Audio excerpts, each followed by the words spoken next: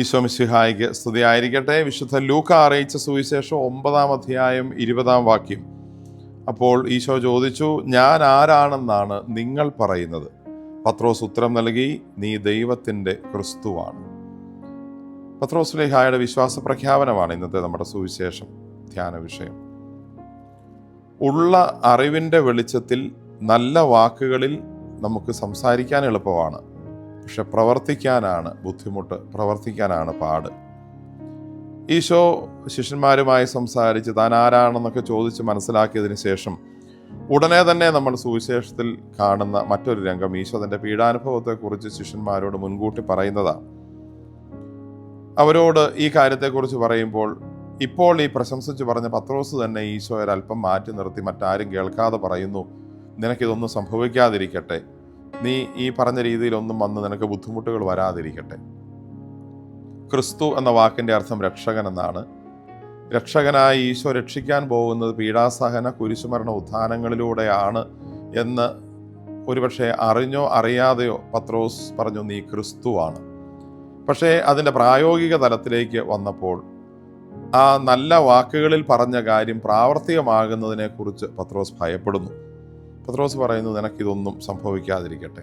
അപ്പോൾ ഈശോ അവനെ മാറ്റി നിർത്തി വഴക്ക് പറയുന്നു. അവനെ സ്വർഗം വരെ ഉയർത്തി 1 മിനിറ്റ് തികയുന്നതിന് മുമ്പ് ഈശോ അവനെ വിളിച്ചു, സാത്താനെ, നീ എൻ്റെ പിന്നിലേക്ക് പോകൂ, നിന്റെ ചിന്തകൾ മാനുഷികമാണ്, ദൈവികമല്ല.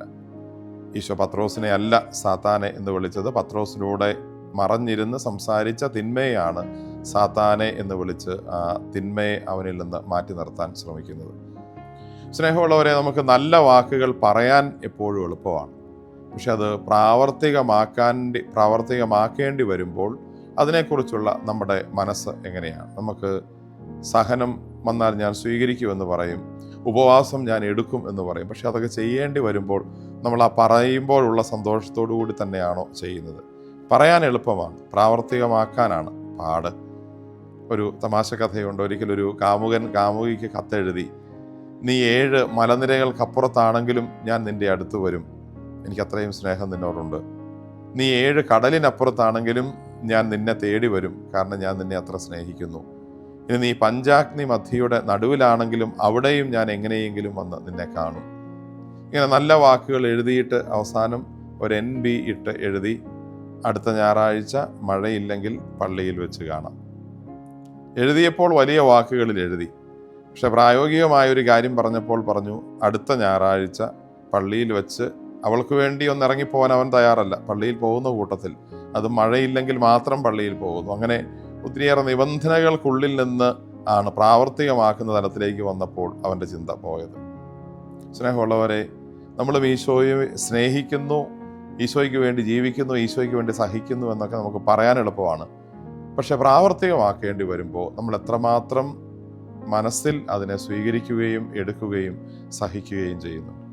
അൽഫോൻസാമ്മ സഹനത്തിൻ്റെ മണിക്കൂറുകളിലൂടെ കടന്നുപോയപ്പോൾ അവൾ പറഞ്ഞു, ഞാൻ എൻ്റെ ഈശോയെ സ്നേഹിക്കുകയാണ്.